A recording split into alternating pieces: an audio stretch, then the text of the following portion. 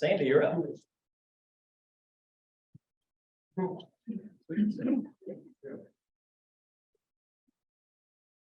It is my pleasure to introduce you to Josh Smith. Now, Josh's life sounds like a movie plot that you would say, well, that's a great story, but there's no way that happened. Well, it's true, and it did happen. A life of drug trafficking, off to prison, being totally reformed in prison, finding God, hunting for employment in our biased society that's very biased toward incarcerating people, starting his own company, growing it to an incredible success,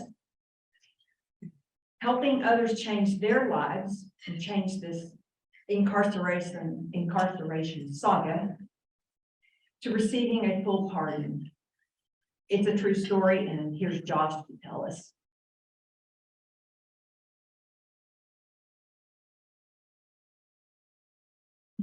Good afternoon. Towns, I saw you sneak in over there. I didn't get to say hi to you. It's an honor to be here. I don't know if you planned it, but to have Pinnacle Valley here at the same time, pretty interesting if you didn't plan it. So as I said, my name is Josh Smith. Some in this community for a long time only knew me as the business person owned Master Service Companies, Master Drive, Master Electric, all the different service companies. Started that business in Kentucky, moved it here around 2008 and sold it about 3 years ago. We had about 200 employees between locations in 3 different states. And we're just very blessed and fortunate to do well and do well in this community. Won several awards. We were the first company, I think, to win 2 Pinnacle Business Excellence Awards, small business and medium business. And some know and see the news of different real estate that I've purchased downtown since I sold our company. But what a lot of people don't know, and especially didn't know until it became more public a few years ago, when I sold that company, is how life started for me and what that looked like. And so, you know, I've learned how to clean up, I've learned how to dress, I've learned how to communicate, I've learned how to talk, I've learned how to react and act in different rooms amongst different people, but it didn't start out that way. My mother, I was born in Clarksville, Tennessee. And at 2, my father, well, I used to say my father left. My mother saw one of the news things and said, hey, just so you know, I kicked him out. He didn't leave. Okay, I'll correct that statement.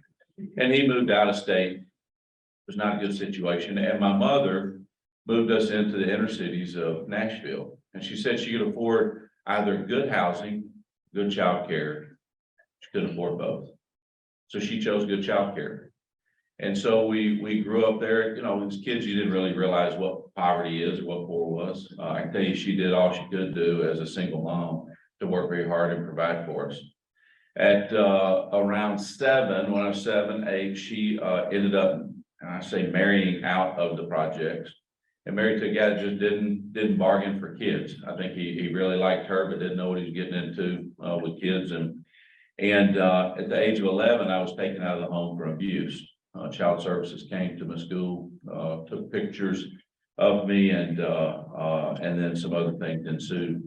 So I was removed from the home, come back around 13, but at this point I was pretty much on my own mentally, and you know, my mother again just trying to put food on the table for all of us. By the time I was 16, I had 10 felonies here in the state of Tennessee as a juvenile, all burglary and theft. Nothing, nobody getting hurt physically, but some stuff dumb, some stuff breaking into cars. You know, one time we decided to pull a pickup truck up and just put one of those camper shells in the back of it. And the reason they don't have Coca-Cola and Pepsi and the 12-pack sitting outside of gas stations anymore, I apologize, that's our fault. We had competitions of how many we could take as we pulled up to gas stations of somebody going to get them busy. But as a kid, I was just trying to figure it out. I mean, I was, you know, I can't say that I was hanging around bad people and it was their fault. Frankly, I probably was the corrupter of others many times. trying to figure out life, trying to figure out what that looked like. And by the age of 21, I was sentenced to 5 years in prison for my role in drugs.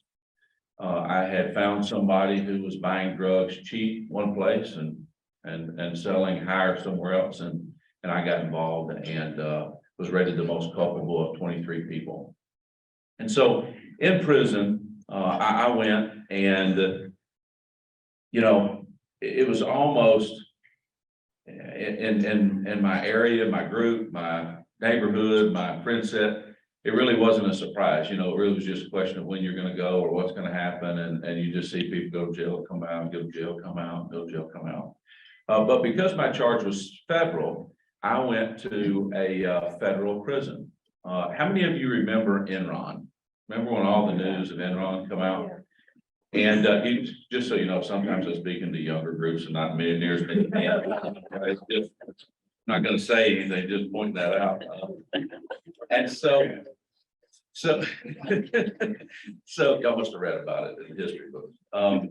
And so at that same time, Department of Justice was going out looking for white collar, that it wasn't just Enron, there were several other companies and CEOs and CFOs and those things.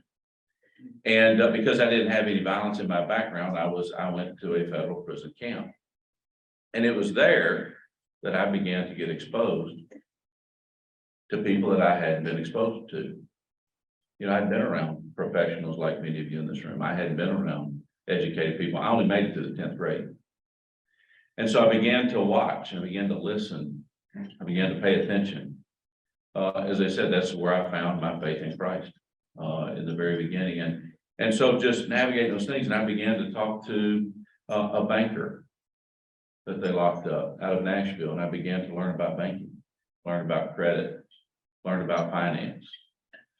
Then they had a stockbroker that they locked up, and I learned about stocks. I read my book, The Motley Fool's Guide to Investing, if any of you guys are familiar with that. That's one of the handful of billionaires now I have in my Rolodex. God allowed me to meet this guy later on. And I began to just meet, one of my mentors was a CEO of a big company. And when I had asked him, hey, what, if you could go back to my age and do something different, what would you do more? He said, I'd have had more to do with real estate. And so I just watched. Now listen, I paid attention. I also grew my faith. I read a lot and spent a lot of time just trying to figure out who I am, what am I called to be? Well, why am I here? And meanwhile, I had my wife who, we had been together a very short time before going into prison, who I did not think was going to be around, and our 2 children, very young, and so again, just trying to figure all these different pieces of the puzzle out. I also met somebody in there that was a pilot. Any pilots in the room? So you don't get to meet, you can be in many rooms and there's not very many hands that go up. Well, I guarantee there's none in the neighborhood I grew up in, okay? And I thought, man, a pilot. So I started spending time talking to him. I found a book that talked about flying. And so a lot of times I speak at a graduation tomorrow. One of my favorite places my favorite place to speak is in prisons. I speak at a graduation again tomorrow somewhere. And I'll tell you, I got a lot of laughs from a lot of people that I was in prison with. They would see me, and how you would know someone is indigent in prison is there's a few little things you can see. One of them is how you do your laundry. Okay, I'm indigent. I didn't have any money. My wife wasn't able to send me money. I just had to hustle inside. And they give you a bar of government soap, and you put that in a sock. You crush it up in the door, and you throw it in with your laundry. Say it's almost like starch also, because your laundry stands on its own if you do it. But that was one of the signs of many that you would see. And so people would laugh and mock me and just say, man, what are you ever going to do? And so, but I was motivated because I had been exposed to something different. Does that make sense? I mean, I'm thinking, and so I remember Halloran asked me on the radio one day, he said, are you just more motivated than everybody? Is that what happened? You just got out of prison, you're just more motivated, not everybody's motivated. I said, I don't think motivated is what anybody would have used to describe me. And I said, but you know, as I was in the prison and I'm with some of these mega millionaires, I'm with some of these very big professionals, you know what I realized? They're not that damn smart. And they're not that much damn smarter than me.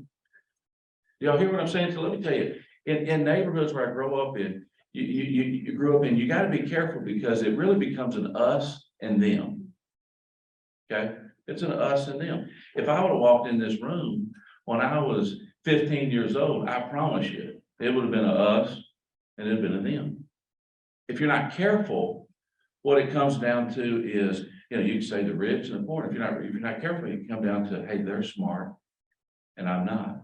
And that's where I think that I had kind of become.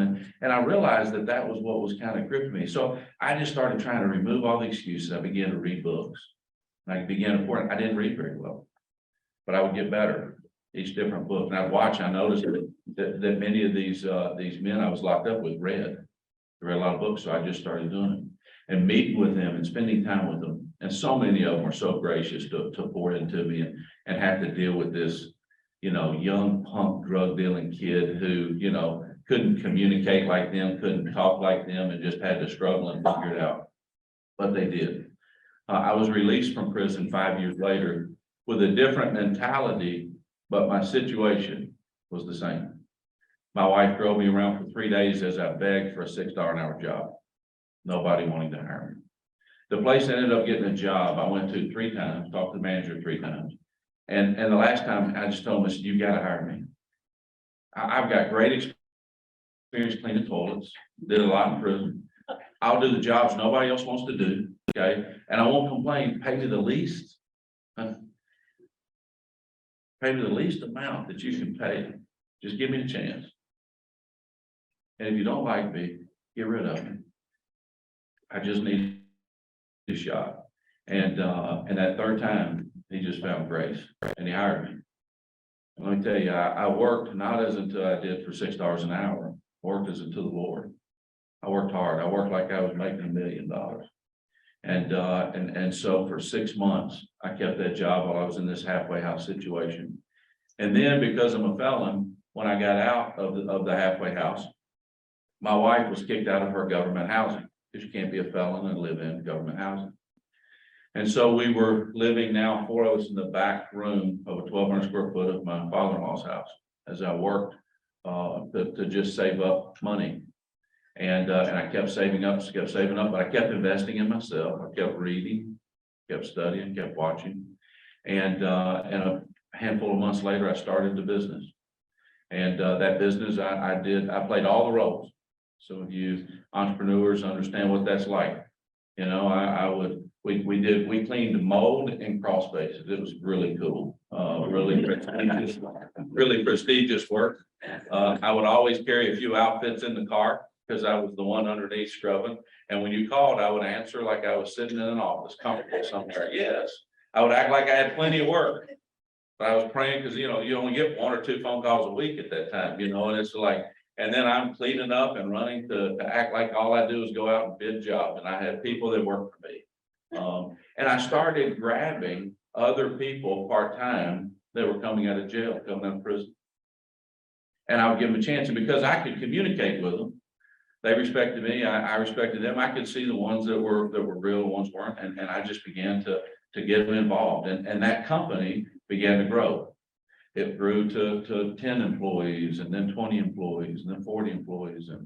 And in fact, that company is being ran right now. They'll probably do, I mean, cumulatively now, 60, 70 million in revenue this year.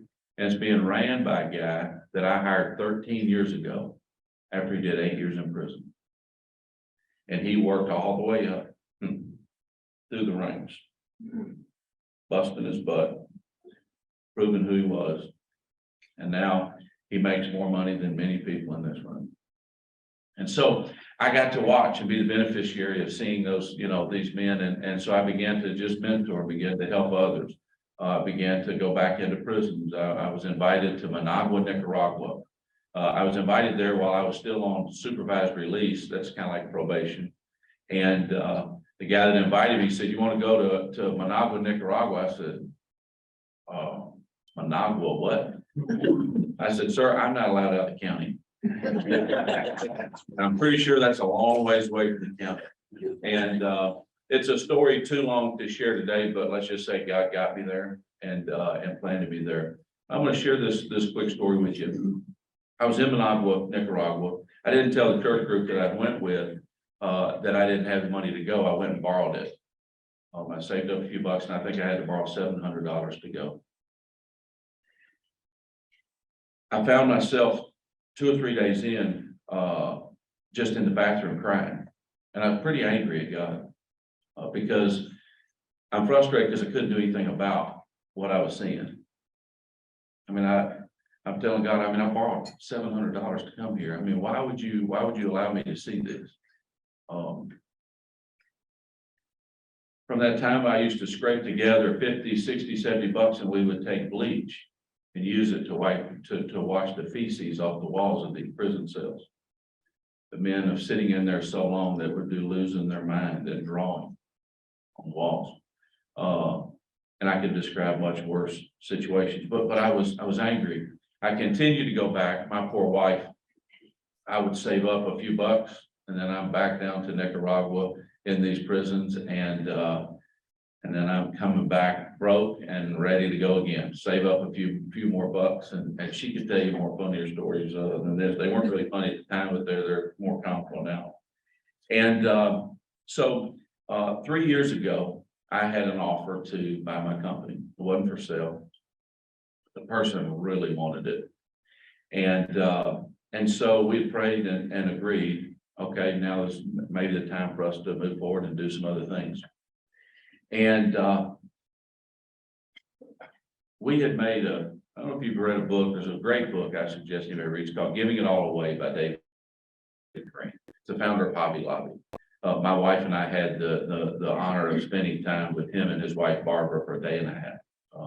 Over $4 billion a year company. The family is just tremendous. What they do, their giving model, all that. And so my wife and I made a couple at that time afterwards to what our max net worth would be. And because we just inspired there, we said, all right, let's put we were doing pretty good. Let's put a max net worth on it and a max salary. When we did, our company was doing about 13 million a year at that time. And in the next year and a half, it grew to almost 28 million.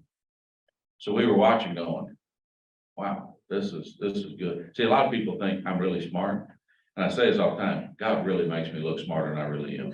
And that's not a humble statement. I mean, there's just times that I've just watched things go, holy cow. And so when I would have turned left and other things happened. So anyways, that night we were sitting there and we were supposed to close on the business on Friday. And we had it all worked out that I wanted that particular amount to be wired straight in to, I don't know, y'all familiar with National Christian Foundation? I have a fund with them. And so I wanted it wired there. I didn't want to touch it. So my wife and I get a text from the guy. We're supposed to close the next day. And he says, I want to let you know, don't tell our attorneys, but I went ahead and wired that money I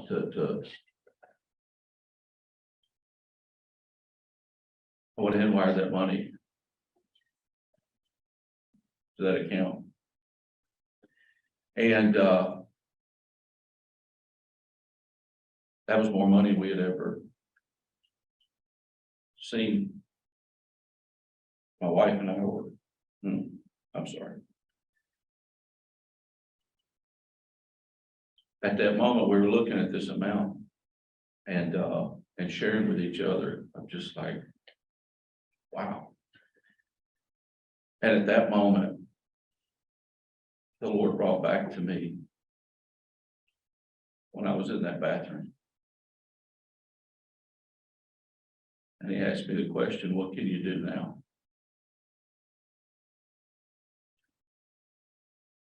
From there, we sold the company.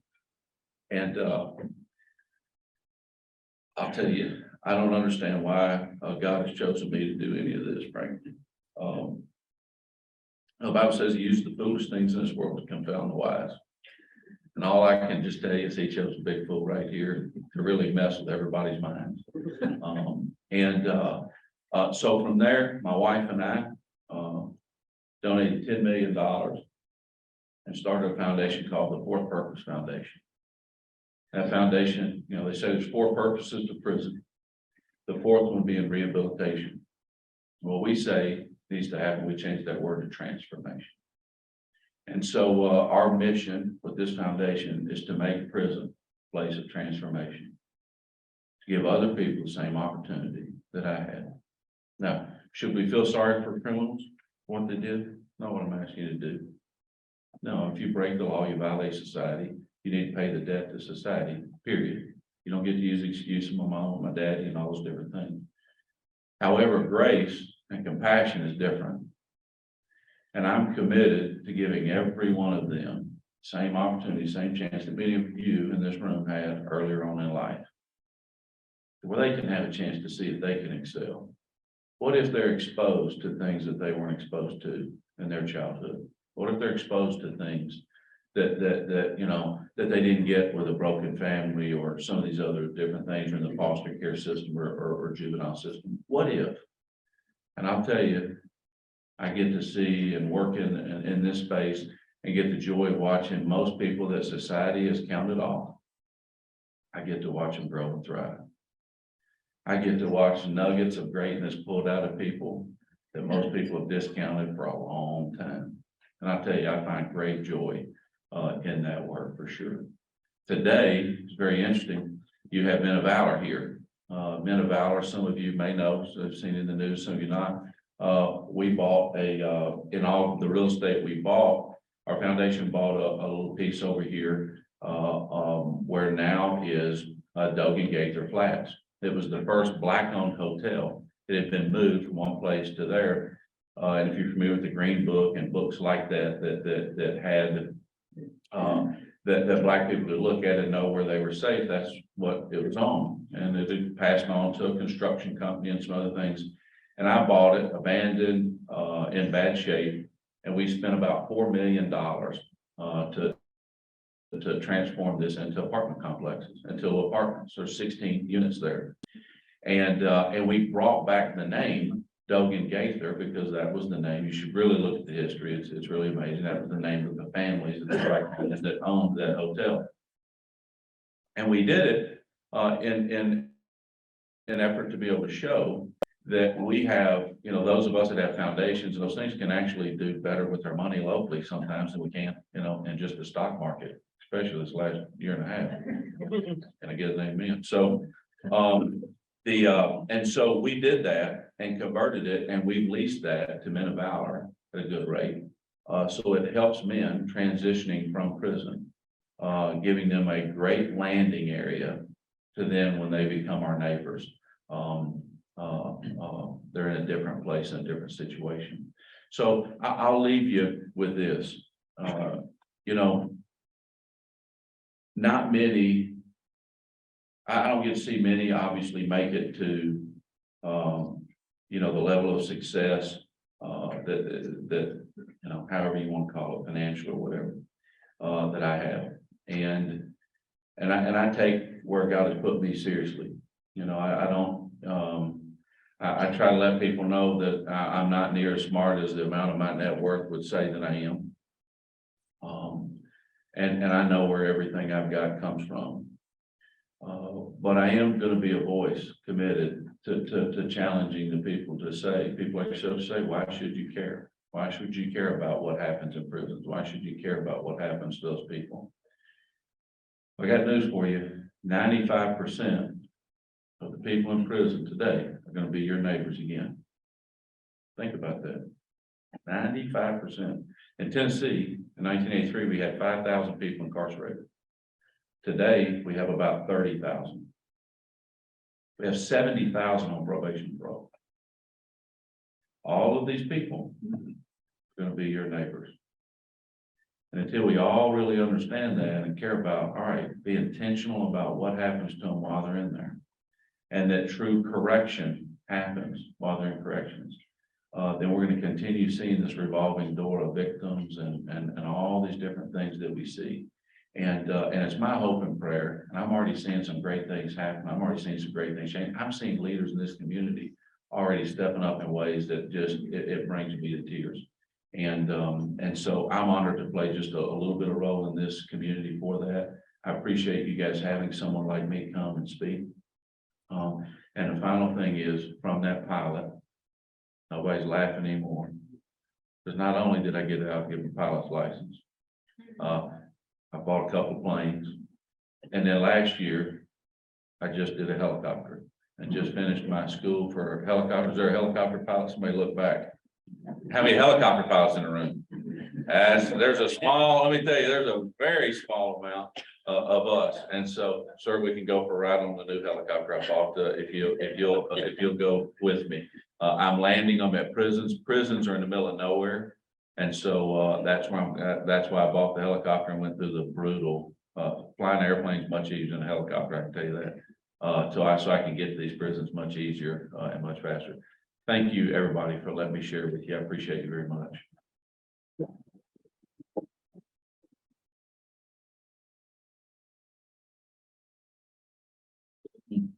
Not as if we don't spend a lot of money incarcerating people.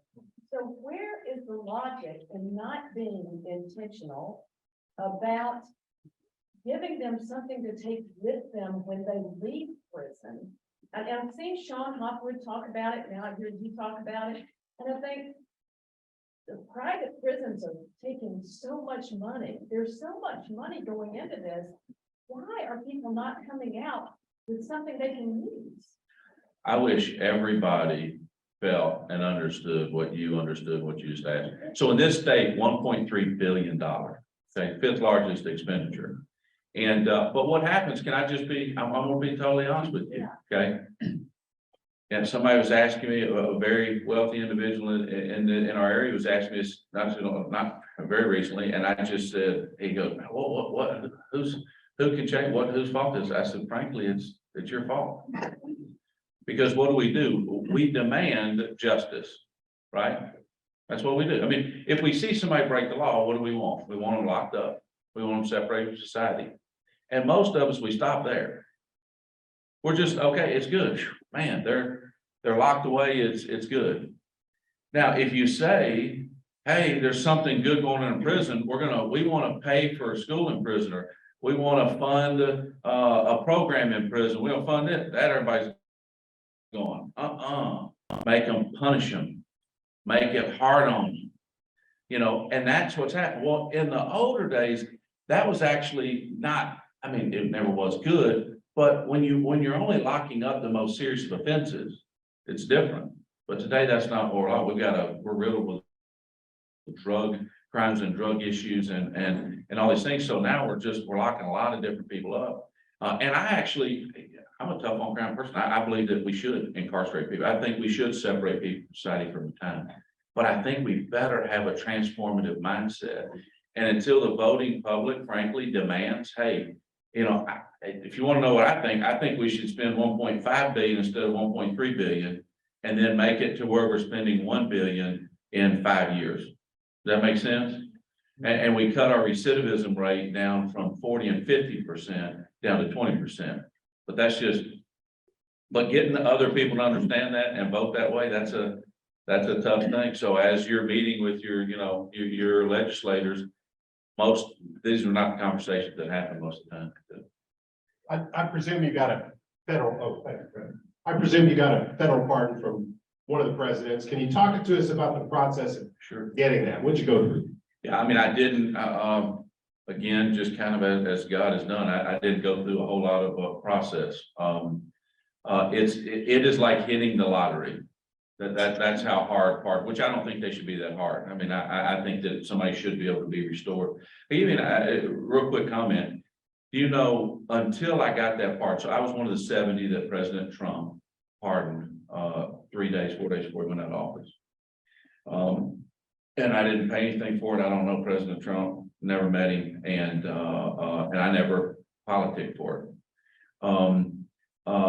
But I I believe that somebody should be able to pay their time, get past that and be restored. Until President Trump did that, I could afford to buy any apartment complex in this town. But I couldn't rent an apartment in one. It never leaves you. Most people don't know that.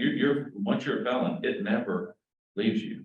And so that there was some people that had heard me speak at different places. I was the first one to speak at the first ever ACU CPAC at a prison, and they invited me to speak. So I spoke 2 days in a row at CPAC, and others have watched the work. And so 2 people said, "Hey, I want to put you in," and Governor Lee and they asked me, "Hey, who do you know that knows the president?" And I said, "That's going to be a short list. Nobody."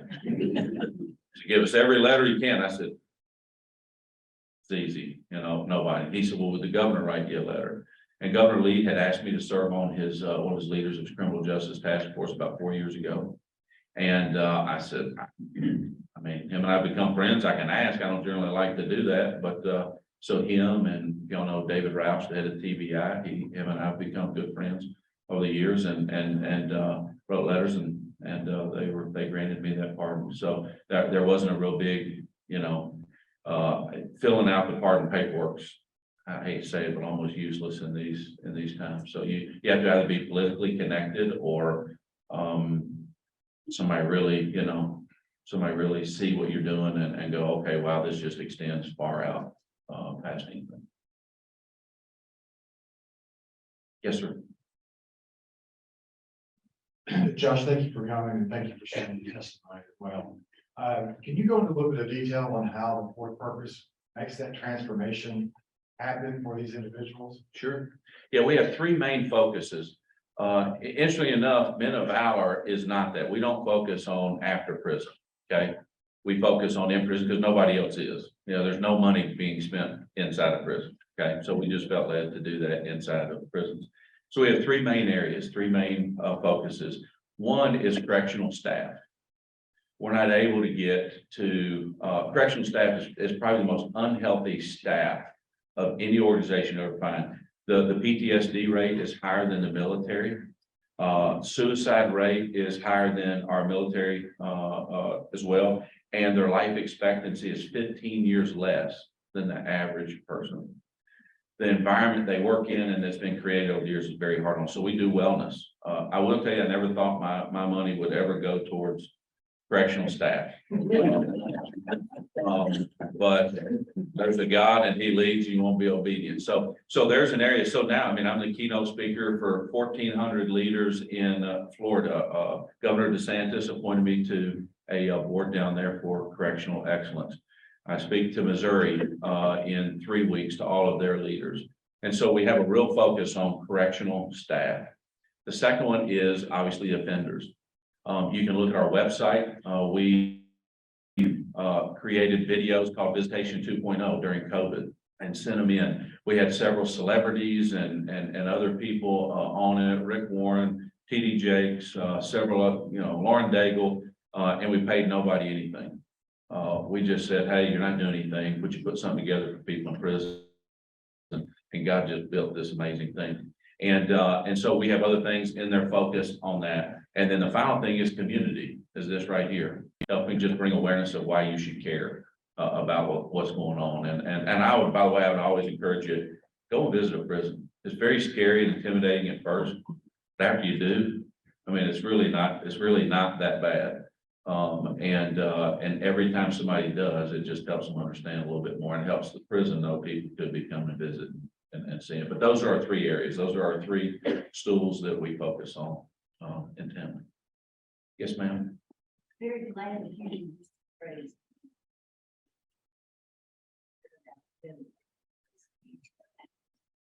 Wondering about women in prison and outreach for them. Yeah, so women in prison have it worse than men. Women, so men, I think it's 60% of men never receive a visit. Let's think about that. Never receive a visit. It's even higher, somewhere around 80% for women. You know why? Because on the men, what's the visiting rooms full of? Women coming to see them, right? Vice versa, women don't have that. Women also don't have the same ability to support themselves and do some other things and stuff, challenges with children and all that. So there's a tremendous deficit with women as well. I was just at the women's prison 5 or 6 weeks ago. I've been there many of times. And so again, you would all be shocked and devastated if you knew, how that whole situation is. Centoya Brown, have y'all heard her name at all? Centoya Brown Long, she was here yesterday. We just, her and her husband were at our home last night, and we let her know that she is our newest board member. We only have 4 or 5 board members. And so if you don't know Centoya's story, you should really look it up. It grabbed Governor Haslam while he was in office. She was doing life in prison for killing her pimp. And man, she spent 15 years, Governor Haslam brought her out of prison, and she's just doing some amazing work. Again, I would just say she's living out proof positive. I mean, we would have all been spending a lot of money to keep her in prison another 40 years. And now she's out really doing great and doing good. So kudos to Governor Haslam, who had said he wishes he did more like that. Just didn't understand it much while he was in office. Yes, ma'am. Thank you so much.